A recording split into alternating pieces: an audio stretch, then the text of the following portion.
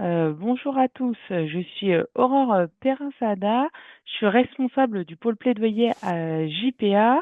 Peut-être deux mots pour vous rappeler que JPA est une confédération qui agit sur l'éducation à travers les loisirs et les vacances collectives. On se retrouve aujourd'hui pour notre Before que l'on a intitulé La santé santé et vacances, comprendre One Health pour mieux accueillir les enfants.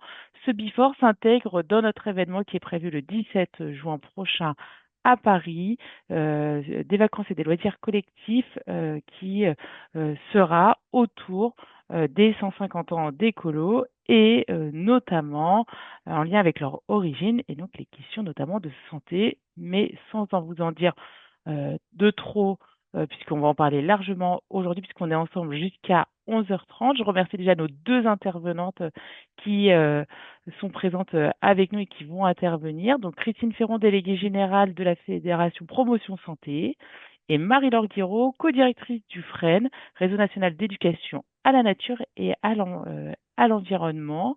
Elles vont nous en dire un peu plus sur ce concept et peut-être je donne tout de suite la parole à Marie-Laure pour nous dire finalement un peu plus sur ces petits rappels historiques.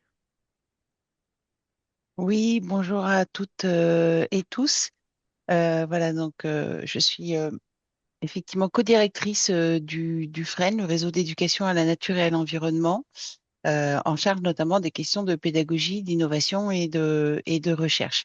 L'idée là, c'est d'introduire un petit peu le propos en donnant quelques repères historiques, puisque les colonies de vacances, comme on les appelait autrefois, sont nées à la fin du 19e siècle et quand on regarde leur évolution, on peut voir les évolutions sociales et politiques du pays. Ça a quand même été un terrain de bataille idéologique et un enjeu politique très fort depuis leur avènement. Elles sont nées quand même dans un contexte de la Troisième République, hein, où les républicains en fait essayent de doter la France d'une école gratuite, laïque, obligatoire, hein. Ce sont les lois Jules Ferry. Alors, si on regarde plus précisément la question de la nature dans l'éducation, on la voit apparaître notamment dans ses prémices, hein, chez Rousseau, ou dans Émile ou de l'éducation. Il dit que dans la vie, il y a trois maîtres qui vont nous enseigner et qui vont nous éduquer. Ce sont les hommes, les choses et la nature. Et il situe notamment euh, le contact avec la nature comme primordial dans les âges entre 2 et 12 ans. En 1840, on a quand même Frédéric Froebel qui, lui, crée les premières kindergarten, donc les jardins d'enfants, donc en extérieur. Et puis, à la fin du 19e siècle, hein, en même temps que ce que j'évoquais, c'est-à-dire les lois, les préoccupations de l'État autour de l'enfance et le fait d'unifier un petit peu la France, hein, puisque l'école date institutionnelle telle qu'on la connaît, elle date de 1850. C'était l'idée d'unifier le peuple à travers cette institution. Fin du 19e siècle, des penseurs, des pédagogues qui parfois se préoccupent de la santé mentale des enfants, la santé physique, et qui se préoccupent aussi de pédagogie et d'éducation. Donc les pédagogues du mouvement des pédagogies actives, des pédagogies nouvelles, font la part belle à cette éducation au contact de la nature. Donc on peut citer De Crowley, Freinet, mais ce ne sont pas les seuls, ce sont souvent les plus connus.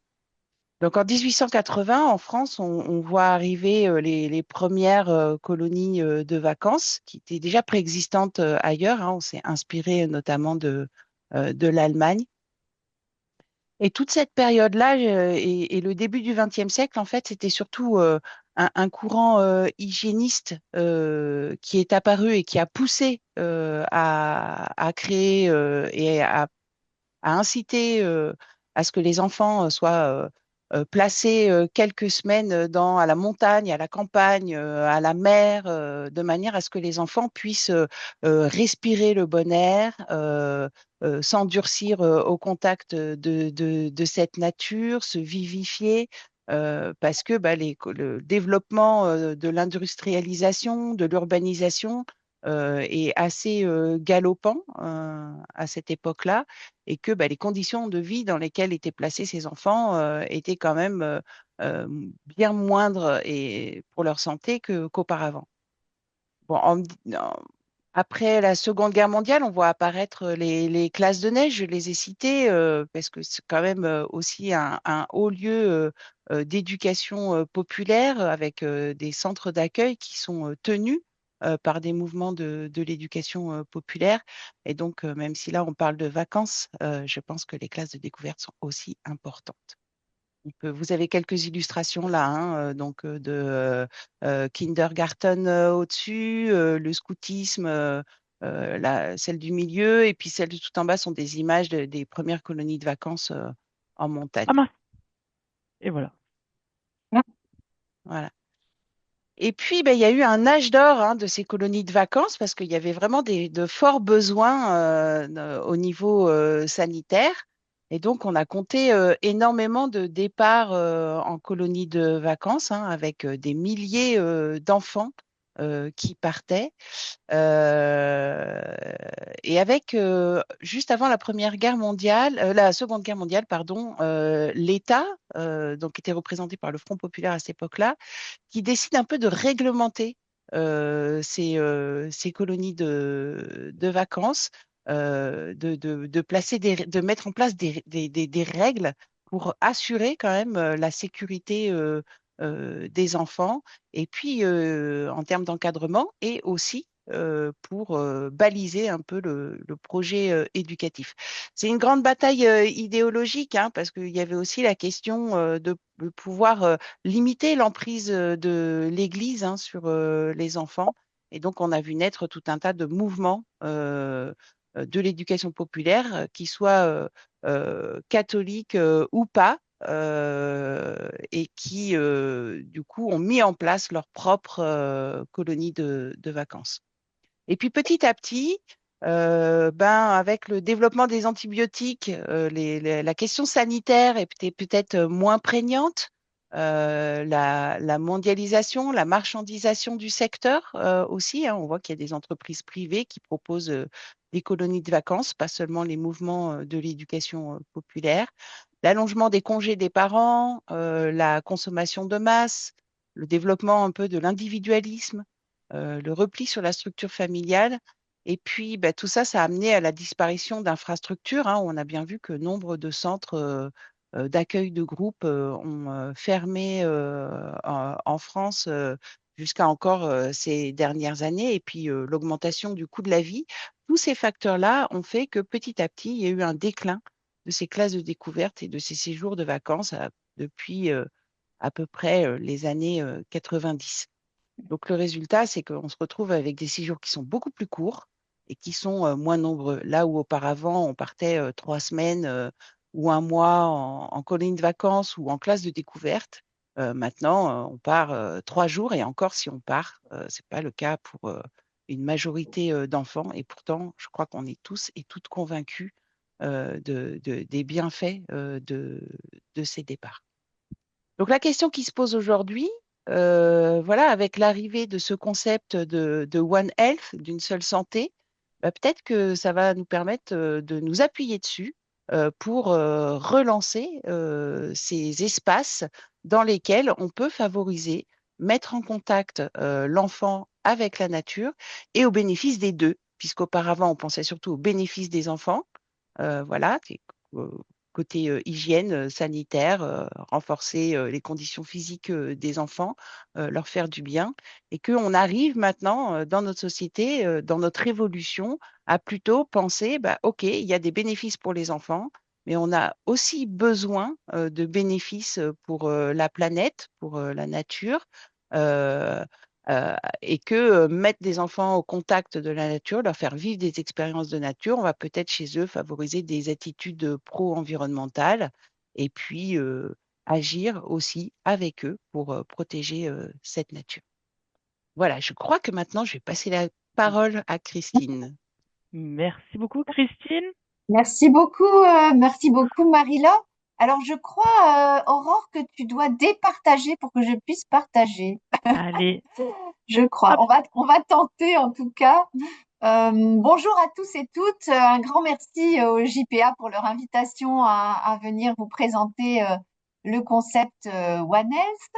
Alors, je vais me permettre aussi de partager mon écran. Je ne sais pas si vous le voyez là. si on le voit, mais pas en format diaporama. Ouais, je vais essayer de le faire à partir de la diapo actuelle. Est-ce que c'est mieux? C'est parfait. Ah bah super, voilà, vous le voyez en entier. Donc maintenant, on va voir si les diapos passent. Alors, ça a l'air de marcher, donc c'est assez fantastique.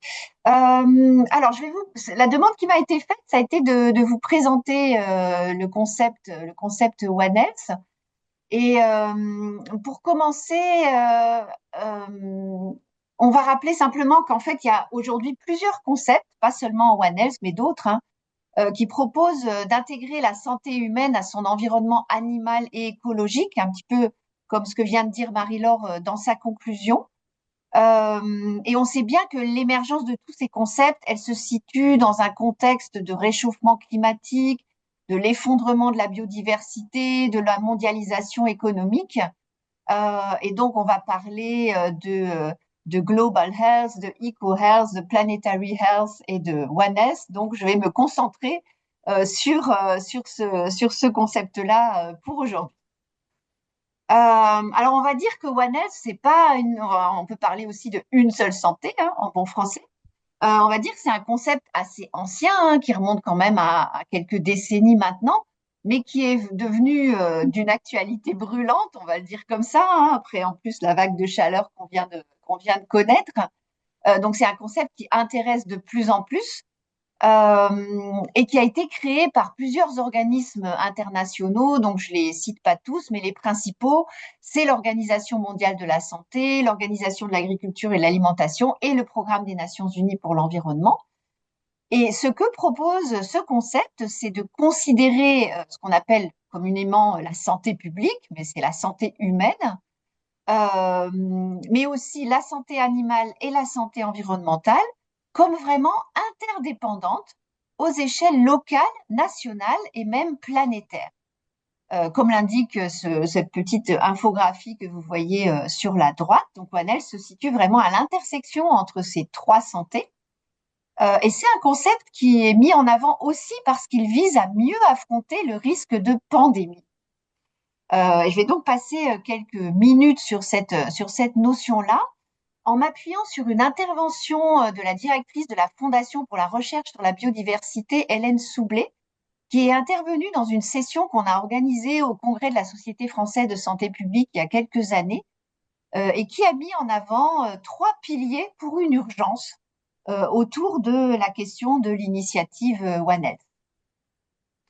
Alors, ce que montre cette infographie donc qu'Hélène Soublé nous a montré, c'est l'émergence des grandes épidémies depuis la sédentarisation humaine, donc depuis environ il y a moins 10 000 ans, toutes les épidémies et les pandémies qui se sont succédées à l'échelle de l'humanité. Donc, vous avez toutes les pathologies concernées qui apparaissent autour de ce schéma. Et ce qui est intéressant de montrer, en fait, c'est que au moins 6 pandémies mondiales ont eu lieu déjà depuis la grande épidémie de grippe de 1918. Et on peut penser à la pandémie de sida, à celle liée au SRAS, donc une infection respiratoire, la Covid-19, bien sûr, et trois autres pandémies causées par les virus de la grippe. Et ce qu'on constate et qui est particulièrement inquiétant, c'est que la fréquence en fait de ces pandémies s'accélère, elle augmente. Le premier pilier en fait qu'Hélène Soublé met en avant pour répondre à cette urgence à la fois sanitaire et planétaire, c'est la protection de la biodiversité. Et là encore, ça va passer par des infographies. Donc vous avez sur ce schéma le pourcentage cumulé des espèces disparues depuis le XVIe siècle. Hein. Vous avez la ligne temporelle en bas qui va de 1500 jusqu'aux années 2000. Et puis, vous avez un certain nombre de courbes qui correspondent à la disparition en fait des espèces. Alors, vous avez les amphibiens, les mammifères, les oiseaux, les reptiles, les poissons, etc. Et ce qu'on constate, c'est que en fait, cette disparition des espèces, elle a connu une augmentation spectaculaire à partir du début du XXe siècle, donc au moment de la révolution industrielle que Marie-Laure a déjà évoqué dans sa présentation. La deuxième infographie, elle montre en fait la chute drastique du nombre de gros animaux sur les différents continents, donc l'Australie, l'Amérique du Nord, Madagascar et la Nouvelle-Zélande, pardon. Et on voit bien en fait que la disparition, la chute drastique du nombre de gros animaux sur ces trois continents, elle est très corrélée à l'arrivée des êtres humains en fait sur ces continents. Donc il y a 50 000 ans en Australie, il y a 10 000 ans en Amérique du Nord et il y a un millier d'années à Madagascar et en Nouvelle-Zélande. Donc c'est très clairement lié à l'arrivée des êtres humains. Et enfin, la troisième infographie, elle montre l'évolution du poids relatif des différentes espèces sur la Terre entre il y a environ 100 000 ans, hein, le bloc rouge que vous voyez sur la gauche, où on voit que les mammifères sauvages représentaient la biomasse en fait la plus importante sur Terre, et la colonne de droite qui représente la biomasse aujourd'hui sur Terre. Et en fait, on constate que les espèces sauvages sont très largement minoritaires. On voit ça correspond au trait rouge hein, qui est tout en bas. On voit bien que les animaux sauvages représentent aujourd'hui une proportion très infime en fait de la biomasse terrestre par rapport au poids de nos animaux domestiques, donc qui apparaissent en rose. Alors je vous rassure, c'est pas seulement nos chats et nos chiens et nos canaris, c'est aussi notre bétail qui apparaît là et tous les animaux qu'on a domestiqués. Et puis les humains qui correspondent à la troisième partie du schéma, on voit bien qu'ils prennent aujourd'hui une place extraordinairement importante dans la proportion de la biomasse sur Terre. Donc déjà, ces trois infographies sont très parlantes, je trouve. Et on pourrait se dire, un petit peu comme le dit Hélène Soublé de manière un petit peu provocatrice, hein, ok, la biodiversité s'effondre, et alors? Et alors, ça pose beaucoup de problèmes. La prédominance de l'être humain et des animaux domestiques, comme on l'a vu sur le schéma juste avant, modifie en fait les dynamiques des agents infectieux et donc va provoquer les pandémies qu'on observe aujourd'hui. Parce que ça va perturber la répartition et la composition des communautés végétales et animales et que ça va fragmenter en fait les habitats, que ce soit les habitats humains ou les habitats animaux. Ce que disent Morand et Figuier, c'est que la détérioration des écosystèmes par les activités humaines, alors on peut les lister, hein, la déforestation, la multiplication des infrastructures humaines, l'urbanisation, le développement de l'élevage, la participation au changement climatique, tout ça concourt en fait à rassembler les conditions favorables à l'émergence des maladies infectieuses. La biodiversité, en fait, elle est au cœur de toute vie sur Terre, donc notamment notre vie à nous, humains, et c'est donc vraiment très important de la protéger. Le deuxième pilier qu'Hélène Soublé met en avant, c'est la prévention de l'exposition par contact. Alors, rappelons en fait le principe des zoonoses. Alors, ce que sont les zoonoses, ce sont des maladies ou des infections qui se transmettent des animaux aux humains mais aussi qui peuvent se transmettre inversement des humains aux animaux. Ces zoonoses, elles sont aujourd'hui à l'origine de plus de 60% des maladies infectieuses qui nous affectent, nous, êtres humains. On peut citer Ebola, sur lequel on reviendra, la toxoplasmose, le Covid, le Mpox. Je ne sais pas si vous vous souvenez, il y a quelques années, on a parlé de l'épidémie de ce qu'on a appelé la variole du singe, Mpox pour l'OMS. Et puis tout récemment, le hantavirus, qui a fait l'objet d'une grande attention médiatique après ce qui est arrivé sur l'émergence d'un foyer infectieux sur un bateau de croisière et qui a causé des grands soucis de risque de contamination à l'échelle mondiale. Et en fait, plus de 70% de toutes ces maladies, dont certaines sont émergentes, sont C'est bon, on coupe le son. D'accord, merci. Donc, plus de 70% des maladies émergentes sont causées par des microbes qui sont présents chez les animaux et qui vont se propager par contact entre les animaux sauvages, le bétail et les êtres humains. Et pratiquement, on va dire, 100% des pandémies ont été causées par des zoonoses. Donc, c'est un vrai sujet.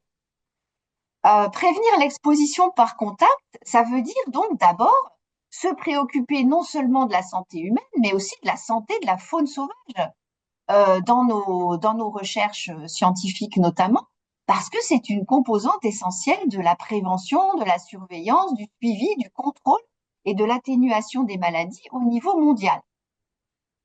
Et ça interroge bien sûr notre modèle de développement qui impacte la santé de la faune sauvage, comme la déforestation, l'agriculture intensive, l'urbanisation, l'industrialisation, etc. Et donc, on en arrive à ce troisième pilier, protéger les milieux naturels. Ce que rappelle Hélène Soublé, c'est donc reconnaître que toutes les décisions qui sont prises par les humains relativement à l'utilisation des terres et de l'eau vont avoir des répercussions réelles sur notre santé. Et lorsque cette relation entre l'utilisation des terres et de l'eau et notre santé n'est pas prise en compte, eh bien, ça va avoir des effets très négatifs sur nos écosystèmes et sur la propagation des maladies. Et elle propose aussi, Hélène Soublé, en exemple, cette publication qui remonte à 2017 et qui montre, alors il y a les différentes étapes, ce schéma, ces dessins sont chronologiques, depuis le schéma, l'illustration d'en haut qui montre une situation antérieure et puis une dégradation progressive de la situation liée à la déforestation et qui montre en fait que la disparition des forêts à haute densité, eh bien, elle est à l'origine de la survenue d'épidémies à virus Ebola en Afrique centrale et en Afrique de l'Ouest, parce qu'elle accroît, en fait, elle accroît les contacts entre les humains, les animaux domestiques et les animaux sauvages infectés. On y reviendra parce que c'est vraiment très important et que c'est en lien avec la problématique des inégalités sociales, alors pas seulement à l'échelle de la France, mais à l'échelle du monde. L'émergence des risques environnementaux révèle, renforce les inégalités, des inégalités fondamentales. Un chercheur qui s'appelle Patrick Giraudoux a montré que de 1997 en 2015, en réponse à une épidémie d'Ebola qui avait émergé en 2013, plus de 1 000 millions de dollars ont été consacrés à la recherche, dont un pourcentage, dont 60% à la recherche d'un vaccin, 30% à celle du thérapeutique et le reste à des kits diagnostiques. Alors tout ça est très important, bien sûr, il faut chercher un vaccin, des traitements, des kits diagnostiques pour Ebola. Malheureusement, on consacre trop peu de financement à la recherche sur les écosystèmes dans lesquels circule Ebola. Or, la recherche sur les sources des épidémies et sur les mécanismes qui ont conduit à son émergence, eh bien, elle est essentielle pour anticiper, prévenir de nouvelles épidémies du même type et pour protéger les populations les plus exposées et les plus vulnérables. En fait, ce qu'on constate, et on en entend encore aujourd'hui parler avec la nouvelle émergence d'une épidémie d'Ebola en République démocratique du Congo, qui est en train de s'étendre en Ouganda, etc. En fait, depuis 2016, les chaînes de transmission d'Ebola n'ont jamais été complètement rompues parce que justement, on n'a pas fait de recherche, on n'a pas consacré assez de moyens à la prévention, à l'anticipation des problèmes qui passerait par une analyse des écosystèmes dans lesquels Ebola survient et des causes en fait qui sont aussi liées à des comportements humains sur lesquels on pourrait agir et sur lesquels on n'agit pas parce qu'on ne dispose pas des données scientifiques pour le faire. Et probablement aussi de la volonté politique, mais on pourra éventuellement y revenir. Et donc, ça se traduit par quoi? Ça se traduit en fait par le fait que on peut découvrir des vaccins, des traitements administrables aux personnes concernées, mais elles vont en fait, ces traitements, ces vaccins vont être mis à la disposition des privilégiés en fait qui vont pouvoir se les payer, et cela justifie en fait les investissements colossaux dans les études pharmaceutiques. C'est vrai aussi donc pour Ebola, au détriment de recherches qui seraient menées dans une perspective One Health et qui exploreraient, comme je viens de le dire, les déclencheurs des épidémies et les facteurs de réduction des inégalités d'accès à la prévention et à la protection. Il y a un lien très fort, en fait, entre inégalité sociale de santé et inégalité environnementale. Lorsqu'on parle des expositions aux risques environnementaux, on pourrait penser que ces risques concernent l'ensemble des habitants de la planète. Or, on constate que ce sont les populations les plus pauvres qui sont les plus exposées. Concernant les inégalités d'impact sur l'environnement, on relève aussi que plus un ménage ou un pays est riche, et plus son mode de vie sera polluant. Donc, quelque part, on constate que pour les populations les plus défavorisées, il s'agit bien d'une double peine, en fait. Non seulement elles sont plus exposées aux problématiques environnementales que les populations favorisées, mais en plus, ce sont elles qui sont le moins à l'origine des problématiques environnementales qu'on rencontre. Donc l'inégalité, l'injustice, elle est vraiment double ou triple. Et on voit bien que certaines politiques auxquelles on a pu penser pour lutter contre ces problématiques-là, elles ont en plus tendance à désavantager les populations les moins favorisées. On peut penser à la taxe carbone, par exemple, alors même que l'impact négatif, je le répète, de ces populations sur l'environnement est bien moindre. L'enjeu majeur, c'est vraiment d'intégrer une seule santé dans toutes les politiques, puisqu'elle ne vise pas seulement les risques infectieux, mais elle va s'intéresser à tous les risques environnementaux, qu'ils soient chimiques, biologiques ou physiques. Elle devrait donc mobiliser par conséquent toutes les politiques et tous les secteurs. Par exemple, les pesticides utilisés dans l'agriculture se retrouvent intégrés dans les organismes, dans les corps, par la chaîne alimentaire, ou malheureusement pour les agriculteurs qui les utilisent, par l'exposition directe à ces produits qu'ils utilisent et qu'ils répandent. Ils ont ainsi un effet sur la santé humaine, sur la santé animale, c'est leur but, mais aussi sur l'ensemble des écosystèmes. Au-delà d'un One Health washing, comme peut exister un greenwashing, c'est-à-dire en fait faire semblant d'avoir des politiques et des mesures pro-environnementales, mais en réalité qui ne sont que cosmétiques, il faut vraiment articuler de multiples politiques publiques, sanitaires, sociales, environnementales, agricoles, économiques, éducatives, etc. Il faut vraiment travailler en interministérialité. Or, on n'est pas bon du tout en France pour ce type d'approche. Le défi, c'est vraiment de faire en sorte que les acteurs politiques de tous ces secteurs puissent mieux travailler ensemble, connaître ensemble, diagnostiquer ensemble, prendre des mesures d'intelligence collective. Et cette démarche intersectorielle fonctionne bien mieux au niveau local qu'au niveau national. Comme je le disais, l'interministérialité n'est pas dans l'ADN de nos politiques, malheureusement. La vision One Health, elle est par définition globale, planétaire, et elle peut être vue comme éloignée du terrain.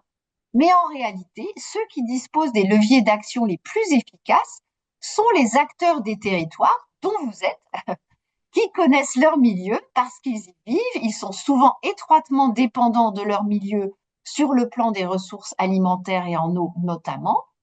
One Health, c'est donc un concept universel, mais qui ne va fonctionner que s'il est mis en place et en pratique localement.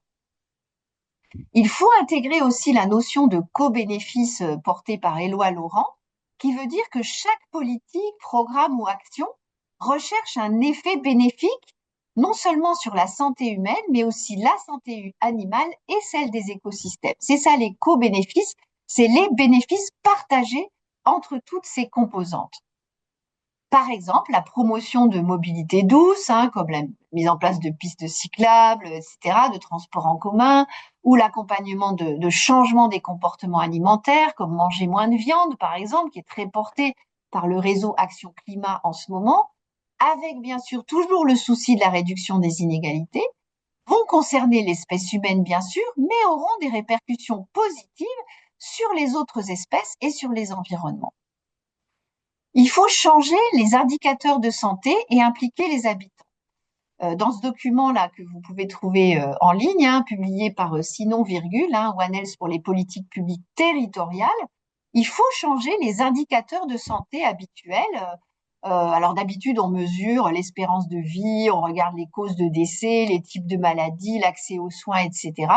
Eh bien, si on veut agir en One Health, il faut y ajouter des indicateurs de santé animale et écologique, à les regarder sur chaque territoire. Quel est le risque? Quelle est la fréquence des zoonoses qu'on observe? Quel est l'état des milieux naturels et de la biodiversité? Quel est le niveau de pollution des rivières ou des sols?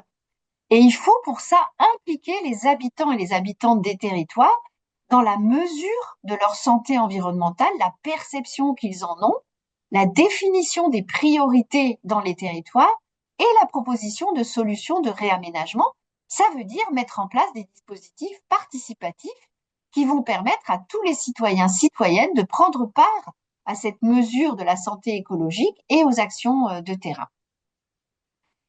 L'intérêt, ça pourrait être aussi de réaliser sur chaque territoire une cartographie des risques One Health qui permettrait d'objectiver des zones de tension sanitaire, des risques de zoonose, des pollutions, etc., mais aussi des communs à préserver du point de vue de la santé, retenue d'eau, entre nous, mégabassines, microclimat, espace naturel, etc. Aller regarder tout ça et à dire finalement à qui appartiennent tous ces communs. Faire évoluer ce qu'on appelle aussi les évaluations d'impact sur la santé, qui jusque-là étaient des évaluations d'impact sur la santé humaine, mais aller aussi faire des évaluations d'impact sur la santé humaine, animale et des écosystèmes. Les évaluations d'impact, elles sont menées en amont de la mise en place d'un projet. Par exemple, un projet d'urbanisme, on va aller regarder quel impact il a sur la santé humaine. Et bien là, ça serait intéressant d'aller voir quel impact ce projet d'urbanisme a aussi sur la santé animale et sur les écosystèmes. Il y a aussi, j'en dis juste un mot parce qu'on est en plein dans la deuxième année en fait de santé mentale, grande cause nationale. Tout ça a des enjeux importants aussi en termes de santé mentale. Le GIEC a révélé que l'accélération des changements climatiques constituait une menace de plus en plus grande aussi pour la santé mentale et le bien-être psychosocial, car ils peuvent entraîner de la détresse psychologique, de l'anxiété, de la dépression, du chagrin, des conduites suicidaires. On parle aussi de plus en plus d'éco-anxiété, de solastalgie, d'éco-lucidité, d'éco-émotion. Donc on voit bien que cet impact sur la santé mentale, il est de plus en plus observable, constatable, mesurable, et que c'est vraiment un enjeu qui devient de plus en plus important à l'échelle de l'humanité. Il faut constituer des partenariats pour promouvoir One Health. Il existe dans les territoires des collectifs, notamment associatifs, qui sont mobilisés, qui sont compétents pour conduire des projets locaux, pluriprofessionnels et intersectoriels. Les questions qu'on va devoir se poser, c'est comment entraîner le plus grand nombre, au-delà de ces collectifs, finalement, dans ces actions, à partir des analyses partagées. Il existe des conflits d'intérêts, des conflits d'usage. J'évoquais la problématique des mégabassines, par exemple. Ils peuvent représenter, on le sait, des obstacles importants. Nos sociétés seront-elles capables de dépasser ces oppositions au regard des enjeux? Les collectifs citoyens très impliqués Parviendront-ils à pousser les gouvernements et les administrations à travailler différemment? Les nouvelles générations disposeront-elles de la motivation et du pouvoir d'agir indispensables pour faire bouger les lignes? Et là, dès qu'on parle de nouvelles générations, ben, en fait, je pense à vous et à tout ce que vous pouvez faire pour changer, en fait, les connaissances, les représentations, les attitudes des enfants et des adolescents et des jeunes sur ces questions-là. Et là, Marie-Laure y reviendra de manière très concrète. Il y a des besoins de formation et de recherche. Il faut mener de la recherche et de la surveillance sur les zoonoses, les détecter précocement, les prévenir, les prises en charge à tous les niveaux, les prendre en charge à tous les niveaux territoriaux. Il faut faire évoluer les formations des professionnels de santé et des décideurs. Si vous allez parler, par exemple, au monde médical de ces sujets-là, généralement, ils n'ont jamais entendu parler de tout cela dans leur formation. Il faut proposer une éducation à toutes ces problématiques dès le plus jeune âge. Il faut faire de chaque participant aux formations, aux démarches éducatives, une ambassadrice, un ambassadeur de cette démarche dans son territoire, dans sa structure, pour montrer qu'en plus d'être une grande idée, l'approche One Health peut devenir une réalité concrète à l'échelle des territoires, du pays et de la planète tout entière. Les principaux enjeux, ça va être d'intégrer ces trois dimensions de la santé humaine, animale et environnementale dans les décisions, les recherches et les pratiques. Ça va être de transformer en politique les concepts novateurs, ambitieux, avancés depuis plus de 20 ans pour proposer un progrès dans ce domaine et soutenir, je le dis encore une fois, tous les collectifs compétents et mobilisés au niveau local pour surmonter les conflits d'intérêts et conflits d'usage qui nous empêchent tous collectivement de progresser. Voilà, je vais me permettre d'arrêter le partage et de revenir vers vous pour laisser la parole à nouveau à Marie-Laure, je crois. Eh bien, merci beaucoup, Christine, pour cette mise en bouche de ce concept qui, on peut se dire au démarrage, mais alors on est loin de nos questions d'ACM finalement, nos accueils collectifs de mineurs, comment on s'y retrouve. Et donc, du coup, Ben, c'est là où pas du tout. Marie-Laure, c'est ça, exactement, et c'est là où Pas du tout. Marie-Laure va nous donner quelques pistes. Alors, du coup, Marie-Laure, je partage le PowerPoint, c'est ça?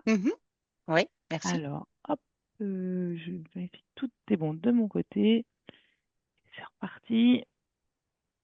Donc effectivement, merci Christine pour cette présentation. Et on peut se poser la question, d'accord, et moi, à l'échelle de mon accueil collectif de mineurs, qu'est-ce que je peux faire de tout ça? Comment je peux m'emparer de ce sujet et qu'est-ce que je peux mettre en place? Alors, une petite introduction en matière d'éducation. En fait, voilà, que ce soit les animaux, l'humain qui fait partie des animaux, en fait, on est en formation tout au long de notre vie. En fait, le vivant, il se forme, il se transforme, donc il apprend à travers sa relation à soi, donc ce que lui pense, qu'il développe, etc., ce qu'il va apprendre par lui-même et à ce qui l'entoure. Je vous ai mis un petit modèle des sphères qui sont interreliées du développement personnel et écosocial de l'être humain.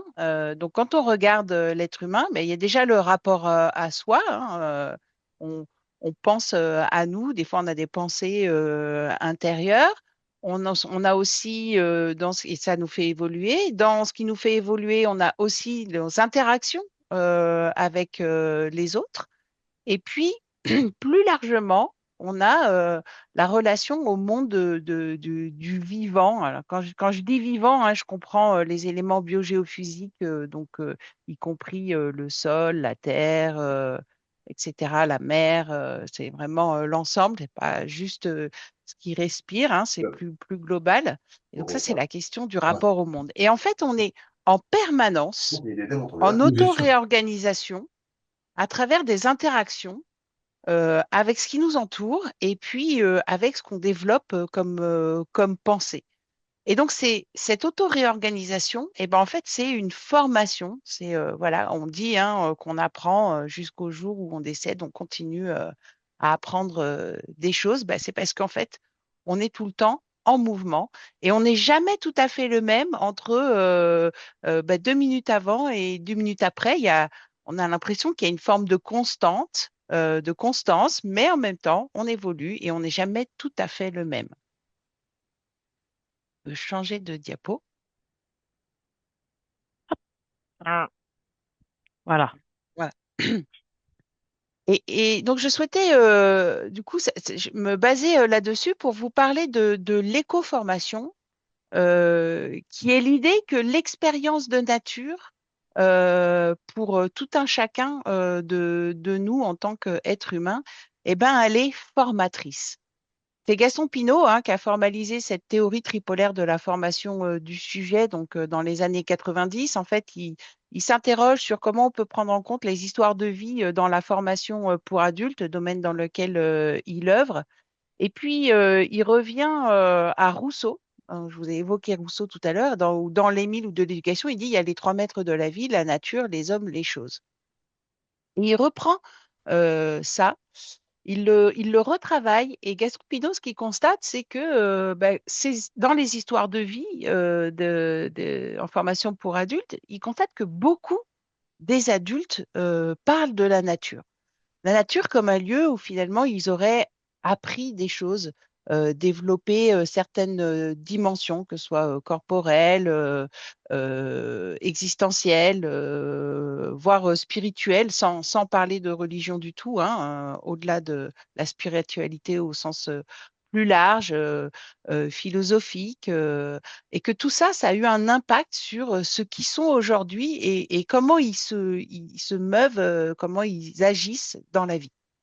Donc, cette théorie tripolaire de la formation, c'est l'idée pour Gaston Pinault de dire, bah, en fait, on a 3 vecteurs de formation pour l'être humain. Il y a la socio-formation, donc c'est la formation, l'hétéroformation, c'est la formation par les autres. Donc, ce qu'on connaît hein, de manière très classique, l'école, l'université, voilà. Donc, un autre qui vient m'apporter et développer des savoirs chez moi, m'aider à construire des savoirs, développer mes connaissances. Ça, on est tout à fait familier de ce principe-là. Il y a l'auto-formation. C'est ce que chacun est en capacité de mettre en place pour apprendre par lui-même. Donc voilà, je fais mes propres recherches, je fais mes propres expériences et puis ben, j'en apprends des choses, j'en tire des enseignements. Et puis il y a l'éco-formation. Éco, c'est au sens de oikos, la maison, l'habitat. Et cette éco-formation, c'est la formation par ce qui m'entoure, en fait, plus globalement. Donc c'est ce fameux rapport au monde dont parlait Lucie Sauvé. Je vous présentais son modèle de sphère reliée des développements personnels de l'individu. Donc, l'éco-formation, en fait, ça va être une mise en forme de soi. Vous savez, le matin, on se dit, est-ce que ça va? Tu es en forme? Oui, ok, ben, je suis en forme. Oui, je suis en forme de quoi? Oui, ça va. Je suis pas décomposée, je suis pas liquide, je suis pas. Voilà, ça va, je suis en forme. Donc, une mise en forme de soi et une mise en sens de soi. Ça rejoint le côté existentiel, spirituel que j'évoquais juste avant. Et en fait, cette éco-formation, elle est aussi en lien avec les questions fondamentales que se pose l'être humain, hein. C'est qui je suis, d'où je viens, où je vais, c'est quoi mon rôle sur cette planète, à quoi je sers. Enfin, vous savez, toutes ces petites questions existentielles qui peuvent de temps en temps nous apparaître et nous interroger. Euh, voilà, notamment dans des phases parfois dans notre vie où on est un petit peu bousculé, mais pas que. Hein, question que se posent souvent les enfants de manière très, très innocente, souvent. Donc, en fait, quelque part, c'est une mise en sens de soi au sens de recherche de réponses aux questions fondamentales que peut se poser l'être humain. Cette éco-formation, elle passe notamment par le corps.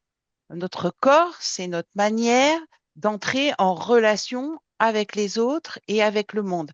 À chaque instant, on est traversé par l'air qui nous respire. On a des échanges donc gazeux, liquides avec l'eau. euh, on boit de l'eau, on ingère des aliments. Par exemple, si on est dans une forêt, il y a un tronc d'arbre qui est au sol, on marche sur le tronc d'arbre. Bon, au début, on est un peu gauche, c'est comme on marche sur une poutre en gymnastique. Et puis petit à petit, on prend de l'aisance. On apprend en fait en interaction avec ce tronc d'arbre à trouver l'équilibre et on va marcher de plus en plus vite. Puis un jour, il pleut et ce tronc d'arbre devient glissant. Et donc, on va apprendre que en situation de pluie, ce tronc d'arbre, il est glissant et donc je ne peux pas marcher tout à fait de la même manière. Donc, on va adapter notre façon de marcher. Donc, voilà. Donc, ça, c'est pour illustrer le côté corporel de l'éco-formation. Nos sens, hein, je disais, c'est notre corps qui nous permet d'entrer en interaction avec le monde. On a notamment nos 5 sens. Donc, goût, vue, ouïe, toucher, odorat, et qui nous permettent d'appréhender le monde. On aime certaines textures, on n'aime pas, etc., etc. Et en tout cas, ça nous produit aussi ce contact avec la nature, cette éco-formation, elle produit des émotions en nous qui vont nous traverser. Donc là, j'évoquais les j'aime pas, je me sens bien, je me sens pas bien, je suis heureux, je suis moins heureux, etc., etc. Donc ça passe par le corps, ça passe par les sens, ça procure des émotions. Des fois, on est en compagnonnage avec l'autre qu'humain. Christine évoquait les animaux domestiques. Voilà, qu'on ait des vaches, des brebis, un chat, un chien, peu importe, mais en fait, on a des compagnonnages comme ça. On a des compagnonnages domestiques, mais on a aussi des fois des compagnonnages plus plus large. C'est l'arbre dans lequel je grimpais quand j'étais petit, voilà, parce que j'aime bien cet arbre, parce que j'y ai vécu peut-être des choses fortes avec quelqu'un d'autre ou pas. C'est le temps que je passais dans le jardin avec mon grand-père ou ma grand-mère quand j'étais petite, voilà, et où on plantait des choses ensemble. C'est voilà, donc une autre façon du coup de développer son éco-formation. Donc ce compagnonnage, ce rocher où j'allais bien, sur lequel j'allais bien me percher, voilà, quand j'allais bien, ou ce lieu dans lequel j'allais me réfugier parce que j'allais pas bien. Voilà, donc ce sont tous ces compagnonnages avec l'autre qu'humain. Donc je disais le groupe ou l'autre, hein, des fois il y a. Non, on est encore sur celle-ci. Oui, oui, c'est bon. Merci. Et donc, des fois, cette éco-formation aussi, elle se fait par le biais d'autres êtres humains. Voilà, donc j'évoquais le grand-père, la grand-mère, le frère, les amis avec qui on vit des choses dans cette nature, dans cet environnement. Je voudrais préciser que l'éco-formation, elle est aussi valable en milieu urbain. Elle n'est pas valable que dans des zones naturelles, hein. Quand je marche sur le bitume toute une journée en tongs, à la fin de la journée, j'ai bien ressenti les effets de cette marche dans ces conditions-là, les effets du bruit, le bruit des ambulances qui passent, etc., etc. Donc cette écoformation, elle est aussi en milieu urbain. C'est l'environnement au sens large. Mais en nature, elle prend un sens plus particulier.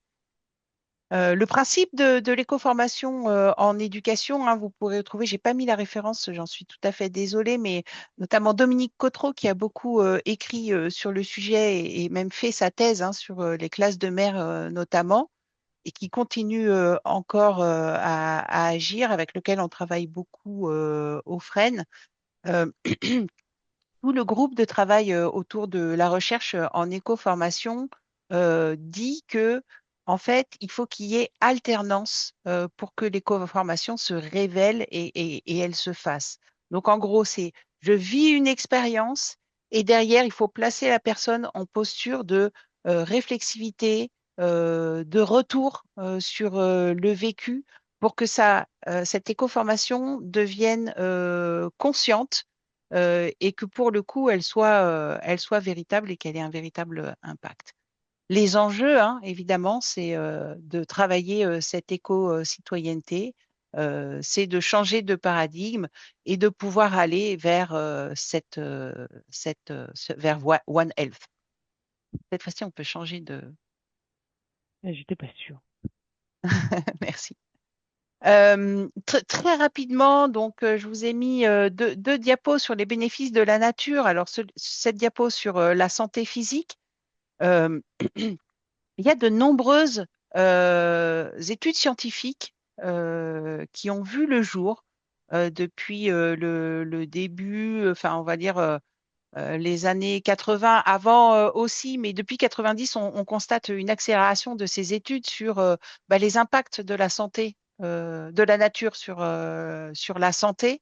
Et donc, en termes de santé physique, on voit bien que l'exposition à la lumière naturelle, elle augmente l'expression et la production d'hormones, notamment la bêta-endorphine, ce qui permet d'améliorer la qualité du sommeil. Le fait d'être exposé à la lumière naturelle et à la profondeur de champ, hein, dans nos villes, souvent les regards sont arrêtés par le bâtiment qui est juste à côté. Tout ça, ça permet de réduire les risques de myopie. À Taïwan, par exemple, au début des années 2000, il y avait quand même 80% des adolescents de 15 ans qui étaient myopes. Pour vous dire un peu l'impact que ça a. Alors, Taïwan avait une avance sur nous en termes euh, de développement des écrans et du temps passé sur les écrans, ce qui explique les résultats. Mais quand même, la myopie progresse un peu partout dans les mondes, dans les pays en tout cas industrialisés, occidentaux, qui utilisent massivement les écrans. Donc 80% à 15 ans, ça interroge quand même comme chiffre. L'exposition à des paysages et des éléments de nature en fait permettent des guérisons plus rapides avec un besoin moins prégnant d'antidouleurs. Ça favorise être dans la nature, ça favorise l'activité physique. Voilà, parce que on n'est pas du tout dans le même contexte, on n'a pas de chaise, on n'a pas de canapé, voilà, donc on bouge plus, donc ça permet de prévenir la sédentarité, de lutter aussi contre les risques d'obésité, les pathologies cardiovasculaires, le diabète, les cancers. Et tout ça, ça se fait via la réduction de la fréquence cardiaque, de la pression artérielle, des tensions musculaires, la diminution de l'activité nerveuse sympathique et à contrario, l'augmentation de l'activité nerveuse parasympathique.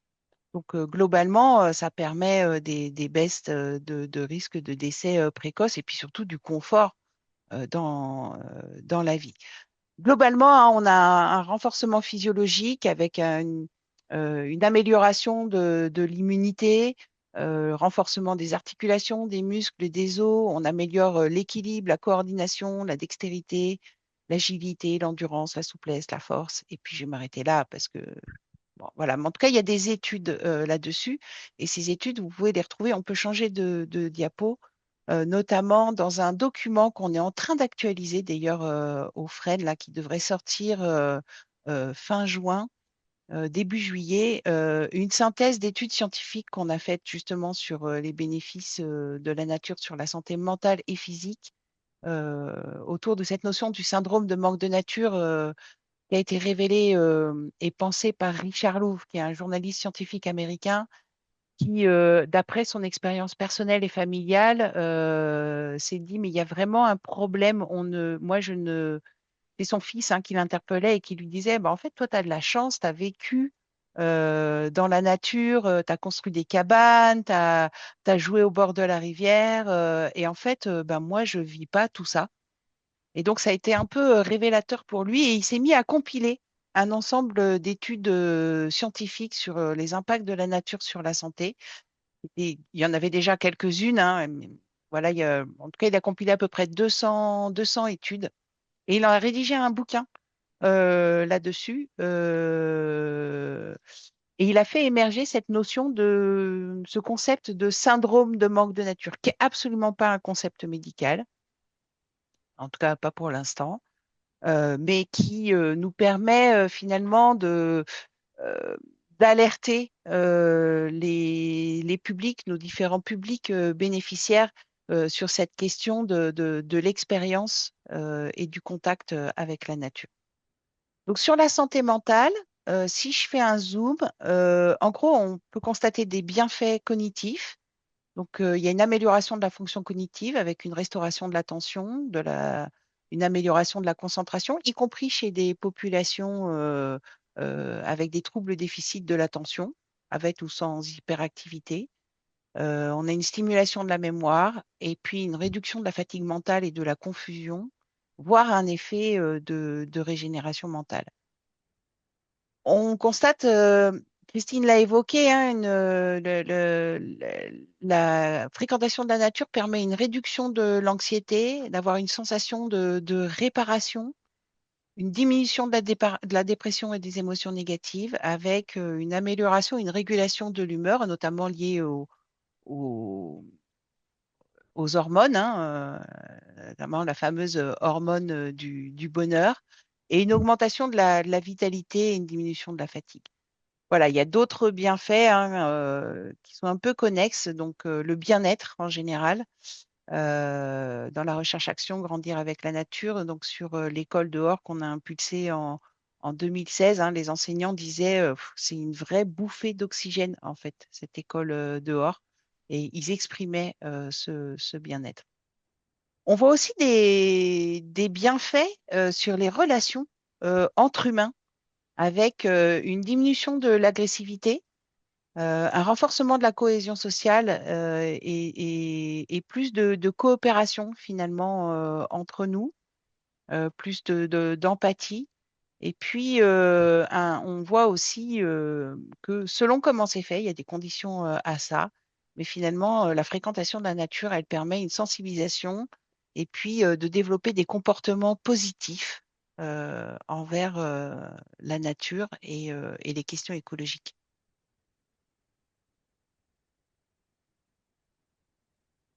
Est-ce qu'on peut... J'avance. Oui.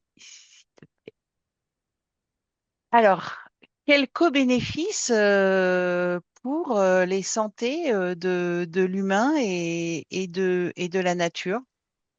Eh ben, sur la santé de la nature, on voit que l'expérience de nature, ça a été prouvé notamment par Miller et son équipe et d'autres, que cette expérience de nature, à certaines conditions, ben, elle peut favoriser des postures et des attitudes pro-environnementales. C'est Morin aussi, Edgar Morin, hein, qui montrait ça, que en fait, il y a une espèce de cycle comme ça. Donc, je fréquente la nature, c'est tout à fait agréable, c'est chouette, ça se passe bien. Et puis, je rencontre un événement négatif, je me fais piquer par une guêpe, il y a l'orage qui arrive et j'ai peur. Et que bah, si on arrête l'expérience de nature à ce moment-là, eh ben, évidemment, on ne va pas du tout favoriser des attitudes positives et un regard positif sur la nature et qu'il faut laisser le temps que la médiation se refasse, que je trouve comment je peux résoudre les difficultés que je rencontre, qui est cette médiation pour pouvoir après finir sur un chapitre plus positif et me donner envie de pouvoir y retourner. Autre bénéfice de ce contact et de cette expérience de nature à plus long terme, c'est de favoriser la préservation et la restauration des milieux et de la biodiversité et de diminuer les actes de pollution. Donc ça, c'est côté nature. On peut changer de diapo. Donc j'ai mis quelques exemples hein, de choses qu'on pouvait faire. L'expérience de nature, alors on peut mettre toutes les... Je les mets toutes. Ah oui, bah oui, j'avais oublié qu'il y avait ces animations. La nature, globalement, alors je n'ai pas axé sur tout, mais on a bien constaté, en tout cas les quelques recherches en éducation, et notamment j'évoquais la recherche-action Grandir avec la nature, euh, où on a cherché à comprendre quels étaient les effets de la nature et de l'enseignement dans la nature sur les élèves. On a vu qu'il y avait des effets aussi sur les pédagogues d'ailleurs. Donc, n'hésitez pas à aller en nature. On verra les conditions juste après pour que ça se passe bien. En tout cas, c'est un véritable support de développement des compétences psychosociales. Donc ça a été montré, donc cette recherche en France, mais d'autres études anglo-saxonnes ont pu montrer ça.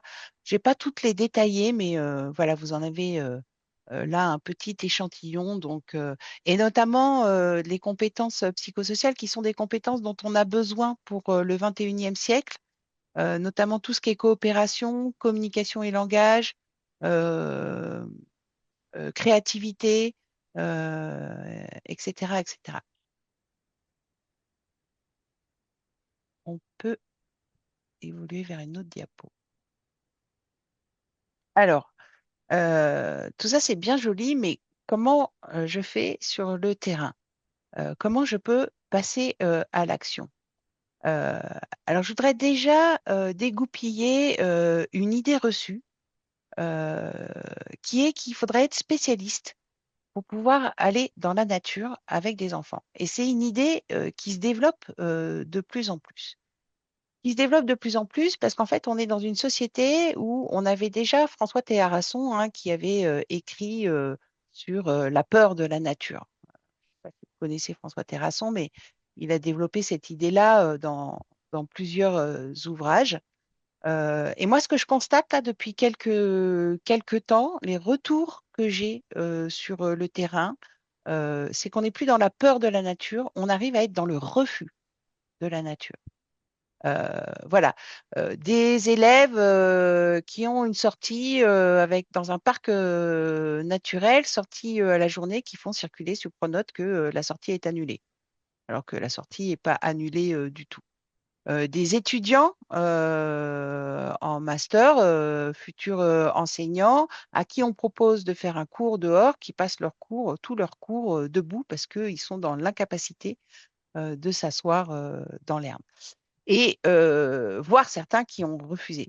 Donc là, il y a un mouvement ces derniers temps qui est en train de s'accélérer, donc où on n'est plus dans la peur, seulement la peur de la nature, et donc j'y vais, mais je ne suis pas rassurée, mais donc carrément, je ne veux pas y aller, dans le refus. Donc, il n'y a pas besoin d'être un spécialiste pour emmener un groupe dans la nature. Il y a des petites choses à savoir, bien évidemment, on y reviendra. Mais en fait, il y a des activités qui sont très simples à mettre en place. Vous pouvez en ligne ou trouver des fichiers nature. Il y a de nombreuses ressources en éducation à la nature et à l'environnement sur lesquelles vous pouvez vous appuyer. Une chose qui est très simple et qui est souvent faite en éducation, c'est aussi s'appuyer sur les saisons, voilà, pour aller regarder ce qui s'y passe. L'idée de découvrir et de chercher en même temps que les groupes qui sont sous notre responsabilité. Ça peut tout à fait se faire. On peut enquêter, on peut aller chercher des personnes ressources et qui pourront nous dire ben, quelle est cette petite bête et sans forcément d'ailleurs avoir à payer. On peut s'adresser à des plus grands si on est avec des petits, par exemple. Des plus grands qui, eux, vont aller faire les recherches, amener la réponse aux petits. On fait de la coopération intergénérationnelle. Enfin, voilà, cette idée que finalement, on va chercher en même temps qu'eux sur les choses qui vont nous interroger dans la nature. En termes de posture, ce qui fonctionne bien aussi, c'est de miser sur l'émerveillement. Cette nature, pardon, elle est quand même assez extraordinaire.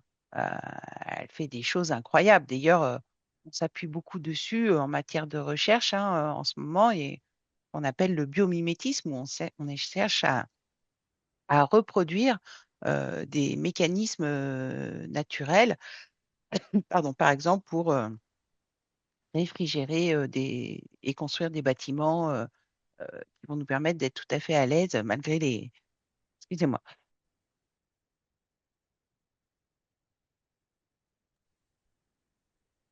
malgré les augmentations de température.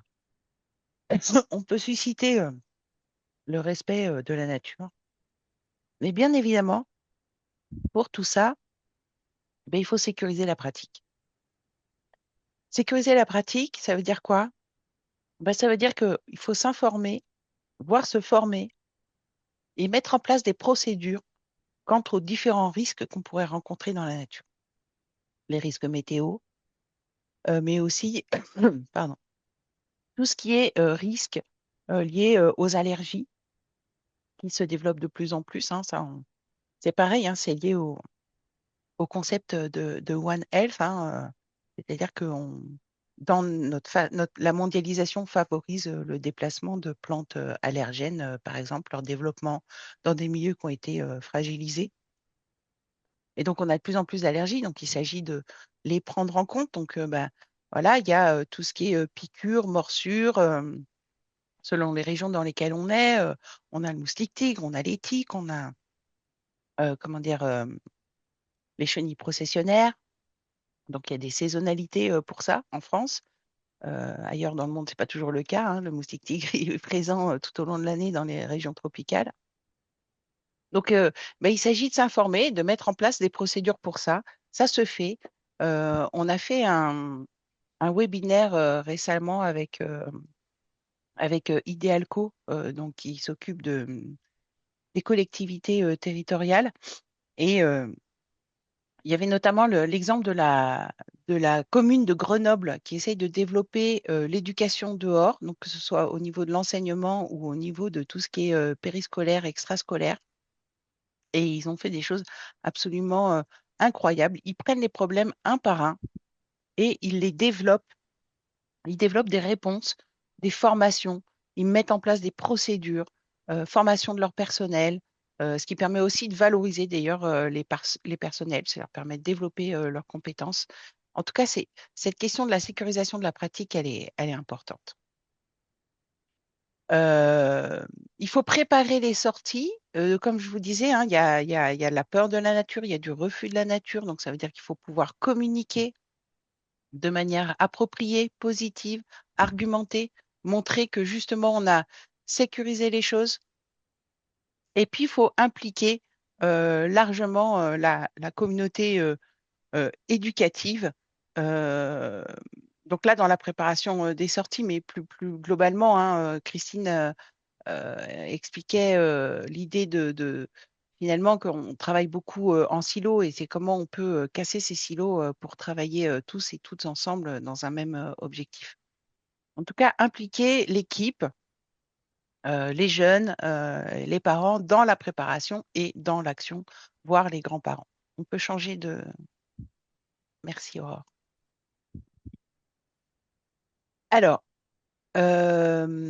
comment procéder? C'est l'idée de mettre en place une pédagogie qui va permettre aux jeunes de passer de l'immersion. Voilà, je vis une immersion, je suis dans la nature.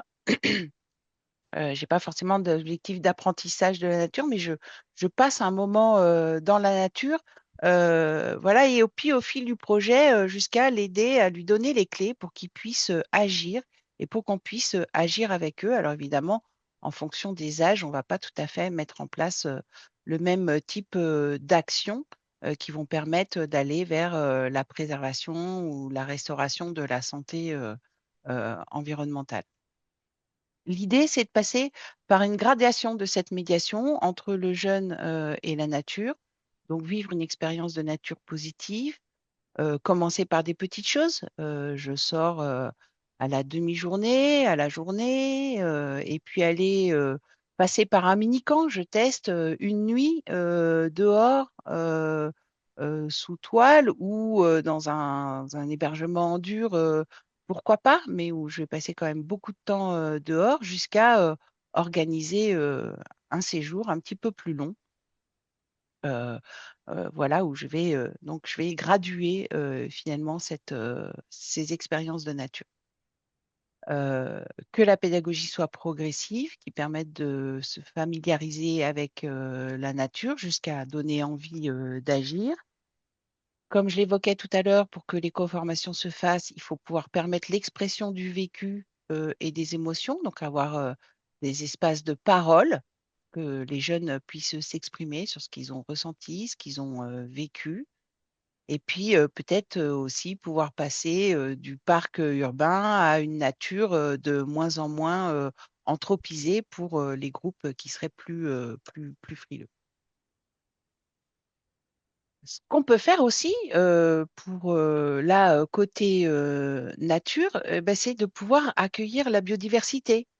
Alors, sur le lieu de l'accueil collectif de mineurs, on peut planter, on peut semer, on peut commencer des choses toutes petites, hein. On peut commencer juste avec des bacs à fleurs Après, si on a un espace qui est adapté à ça, on peut aller jusqu'à avoir un petit coin jardin. Alors, jardin potager, jardin de rocaille, il y a des jardins de plantes médicinales, de simples. Enfin, il y a tout un tas de jardins possibles.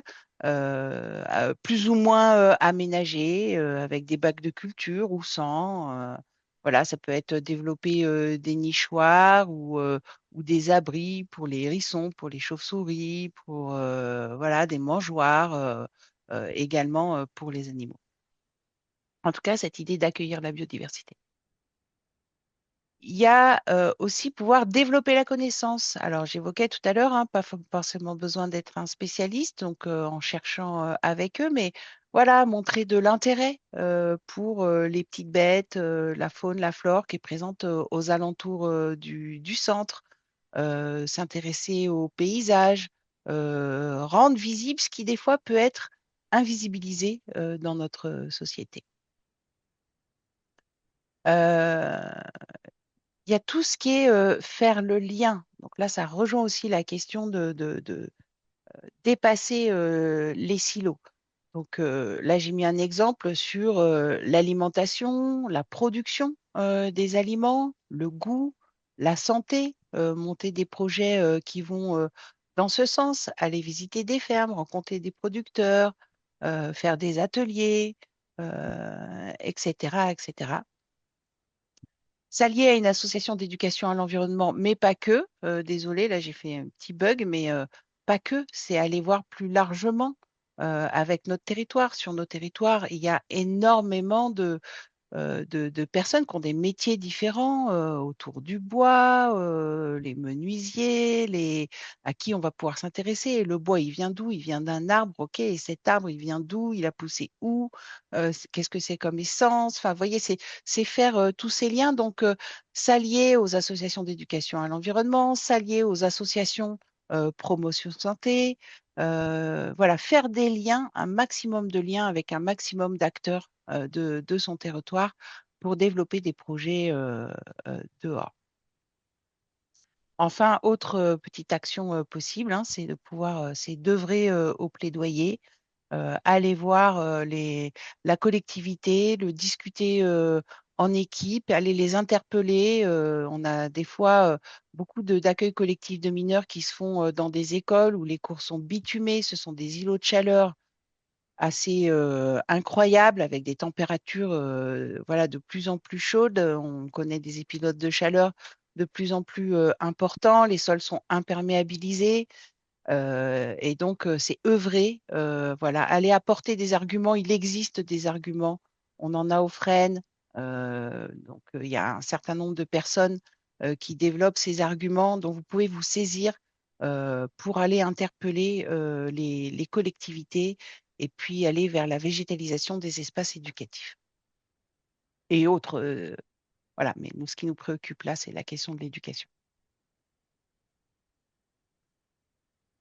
Voilà, pour finir, quelques ressources. Donc, le FREN anime la dynamique Sortir, qui est un groupe qui s'est constitué en 2008 au cours d'une assemblée générale.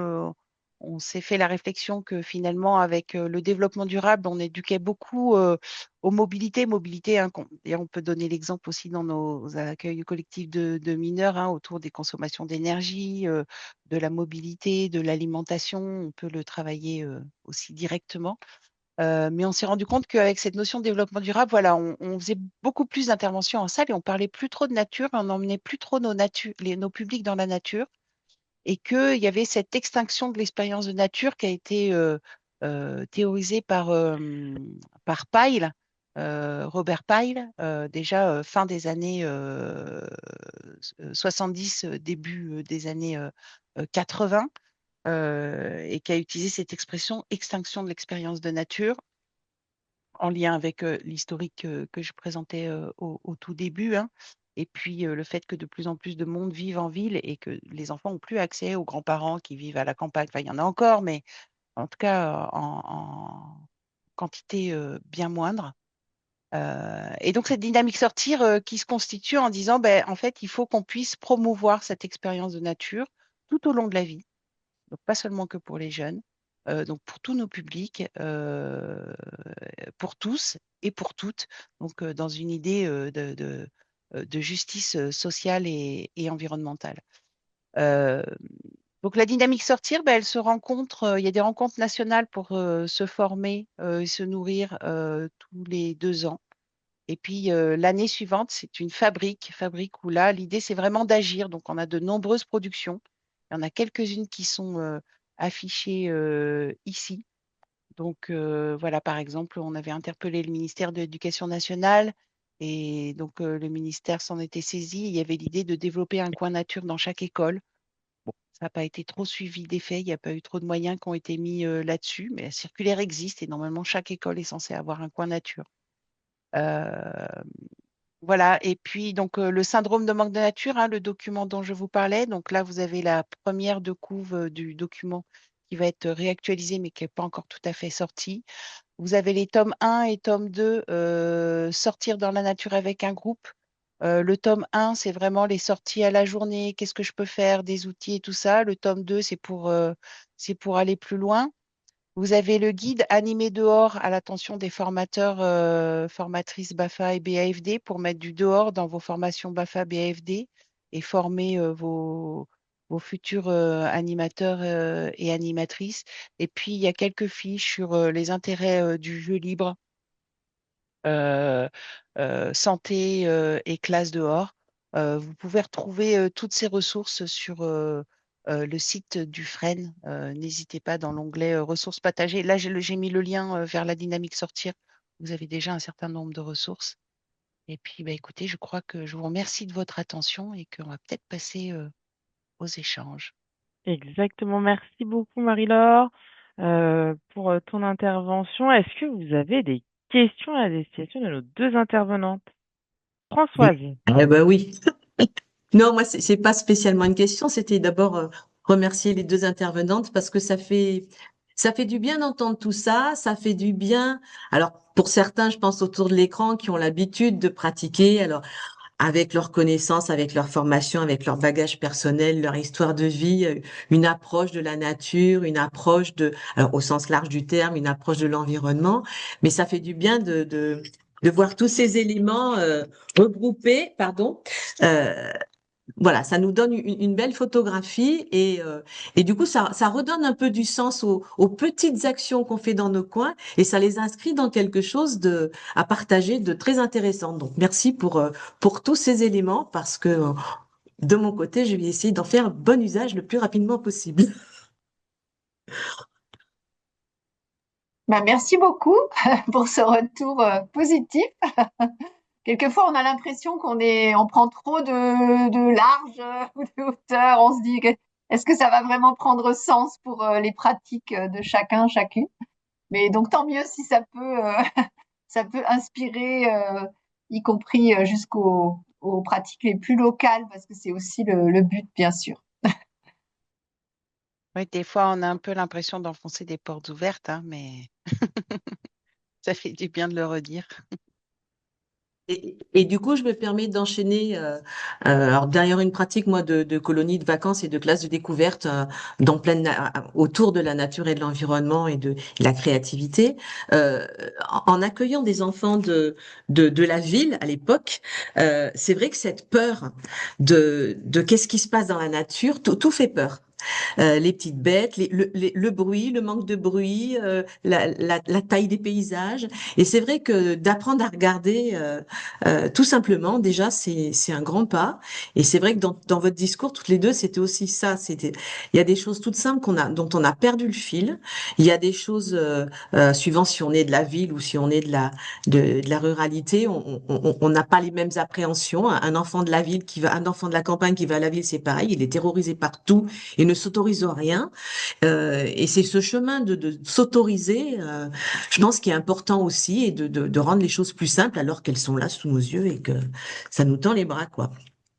Merci, Françoise. Il y a Patrick qui a levé la main. Oui, bonjour. Je suis content d'entendre tout se développer sur ce concept qui a quelques années quand même. Il est, de mon sens, important de voir aussi que l'impact, il est porté par la jeunesse. Parce que quand je vois là, notamment, je suis acteur dans d'autres organismes, notamment avec les organismes de santé, la santé publique, etc. Et on s'aperçoit que tout est segmenté et que les praticiens ou que les différentes composantes n'ont pas cette vision intégrée du système. Et donc, moi, je pense que effectivement, par l'approche, par les centres de loisirs, par les ACM, etc., par l'éducation, on fait grandir cette idée-là qu'il faut prendre le concept dans sa globalité. Voilà. Et c'est vraiment aussi dans ce sens-là qu'on a voulu organiser cette séquence avant les rendez-vous Mm. des loisirs des vacances collectifs. Du coup, je vais remettre ma petite slide. Ça donnera peut-être envie à certains après de poser des questions.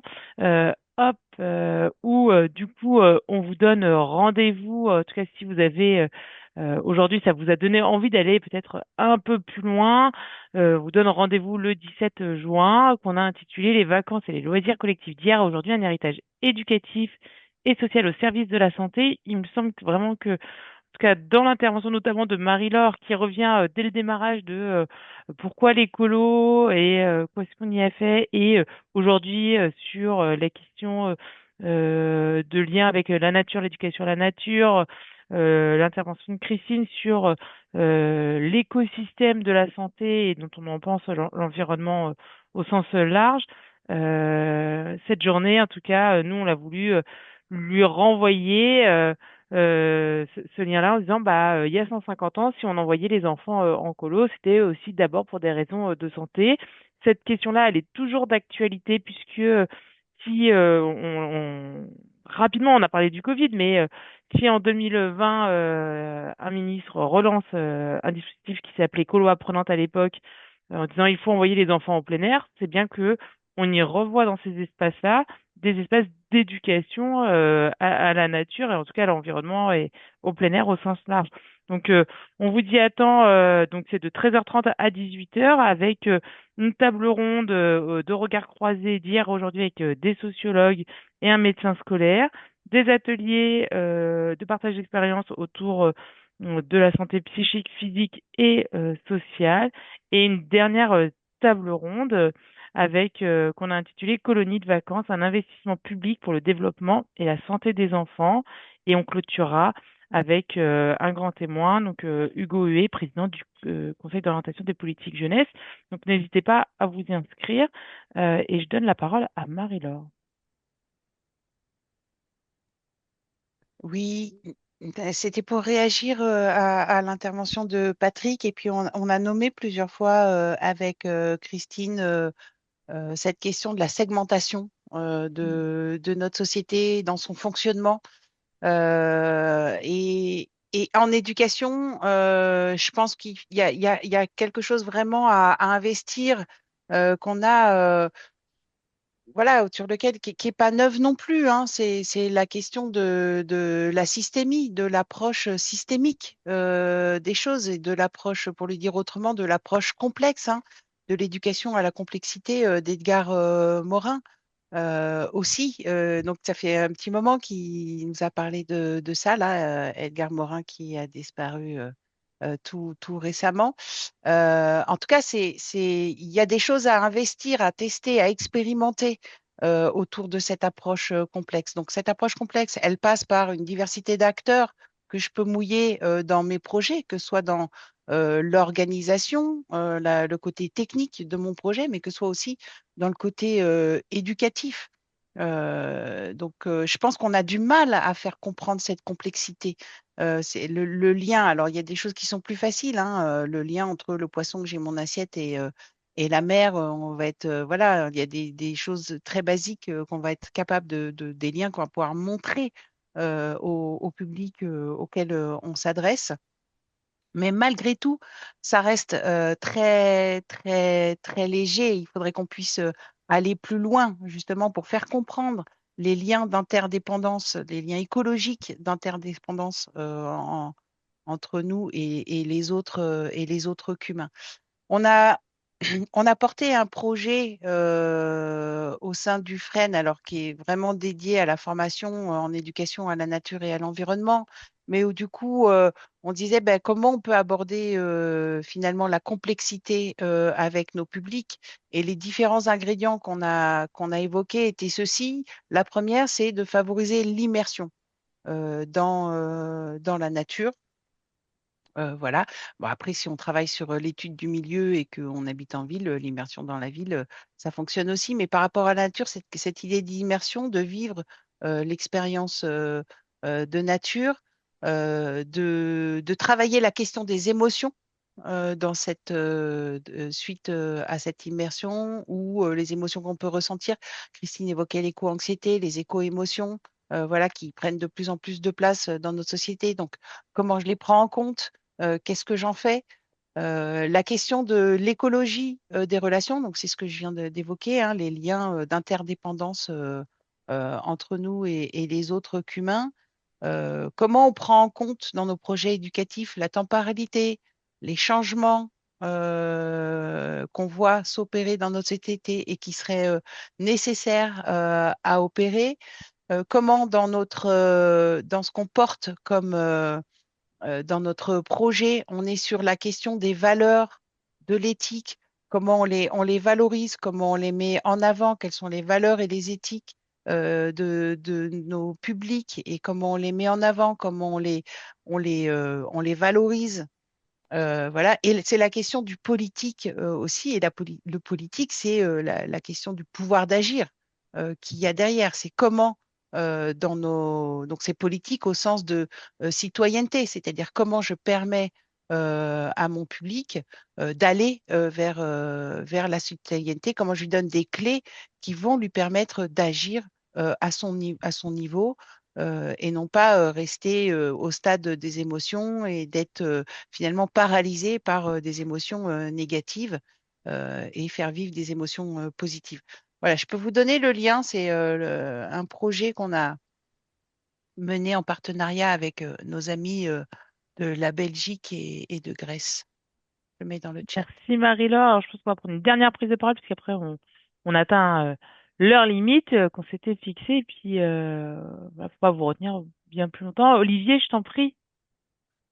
Faut que juste tu mettes le micro. Ouais, Ah bah voilà. je vais ouvrir mon micro, ça va aller mieux. Euh, dans le cadre d'un collectif avec les associations complémentaires de l'école dans la Marne, on s'est aperçu que pour parler nature, parce qu'on a tendance à passer d'une extrême à l'autre, soit d'avoir une cour en béton, soit d'un seul coup, la mairie décide de casser le béton et de remettre de la nature. Mais on s'est dit qu'entre les deux, il y avait une démarche à faire avant de passer d'un extrême à l'autre. Donc on est parti de l'idée, là on est en train de monter le projet. Je vous donnerai des nouvelles quand ça sera un peu plus avancé. Mais on est en train de monter une idée autour de qu'est-ce qui se passe dans ma cour d'école dans l'état dans lequel elle est actuellement. C'est-à-dire, je vais prendre un exemple parce que c'est l'exemple sur lequel on est en train de travailler. Il y a une fissure dans le macadam de ma cour d'école. On s'est aperçu que dans la fissure, il y avait des plantes qui poussaient. Qu'est-ce que c'est que ces plantes et pourquoi les oiseaux, ils viennent manger les plantes à cet endroit-là et pas ailleurs? Et aujourd'hui, ça commence à porter ses fruits, cette initiative, parce que euh, j'ai l'exemple d'une cour d'école où on a commencé par avoir un petit trou comme ça au hasard dans une fissure. Et au départ, la ville nous a dit, si, faut emboucher le trou pour des raisons de sécurité. Et à force d'éduquer les enfants ont dit non, non, faut pas emboucher le trou parce que c'est là où les oiseaux mangent. Alors, depuis, on a réussi à faire agrandir le trou pour laisser plus de place aux oiseaux. Alors, effectivement, maintenant, il y a un trou au milieu du terrain de foot, mais les enfants ont compris que c'était l'endroit où les oiseaux mangeaient. Et donc, voilà, je me dis, repartir de, pas forcément d'un seul coup, pas forcément d'un seul coup faire une initiation brutale, mais repartir de la fissure de la cour d'école, je pense que ça peut être un bon point de départ, je trouve. Pourquoi je suis Merci. je l'ai voté. Merci beaucoup pour ce témoignage, Olivier. Pascal, est-ce que vous voulez prendre la parole? Je coupe le son à Pascal, je pense qu'elle a rallumé par erreur. Et bien, en tout cas, merci beaucoup à tous. J'espère qu'on se retrouvera le 17 juin en présentiel pour ceux qui sont disponibles. Pascal, est-ce que vous vouliez prendre la parole? En fait, c'est Karen, parce que Pascal Karen, est là, mais excusez-moi. en fait, c'est très intéressant parce que ben moi, la nature, je trouve que c'est très important pour tout, hein, pour les émotions, pour tout. Et je travaille beaucoup avec les enfants parce que je suis référente enfance et responsable d'accueil collectif de mineurs au centre social Kéros. Du coup, je trouve que c'est très très important. Et le seul souci pour mercredi prochain, c'est que je suis en animation toute l'après-midi. Donc c'est un peu embêtant parce que ça m'intéressait vraiment beaucoup. Et bah, j'ai pris les captures d'écran, mais je connaissais déjà pas mal de choses parce que avant d'être à Caro, j'étais au CPN Coquelicot de Metz-Vallière. Donc, on a bien appris sur la nature, la biodiversité. Et j'ai bien entendu. Et je trouve que c'est très bien parce que des fois, nous, on a un petit jardin avec un compost et quand on amène les enfants, ils ont peur des bébêtes. Mais ils y vont quand même. Maintenant, ils veulent l'arroser et tout. Donc, on leur apprend au fur et à mesure. Et je trouve que c'est très important. Et aussi pour les déchets, parce que souvent, eux-mêmes, après, quand ils voient qu'il y a des adultes, surtout des adultes qui laissent les déchets, ils leur disent, faut pas jeter les déchets par terre et tout, parce que ça étouffe les tortues et tout, donc c'est très important, je trouve. Et c'est bien de faire beaucoup de conférences pour qu'on amène ça dans nos centres sociaux, en animation. Très important. Merci beaucoup. On aura en tout cas, suite à ce webinaire a été enregistré, donc il vous sera envoyé aux participants. Et puis, on va, dans la mesure du possible, essayer de capter des éléments du 17 juin pour pouvoir les repartager après pour poursuivre peut-être notre réflexion autour de ce sujet-là, puisque je pense qu'on ne fait que l'ouvrir, pouvoir aller peut-être porter un plaidoyer plus large demain. En tout cas, merci beaucoup Christine, merci beaucoup Marie-Laure pour Merci à votre vous. présence et vos interventions. Avec plaisir. Euh, et Merci. j'espère à très bientôt. Merci beaucoup, au revoir.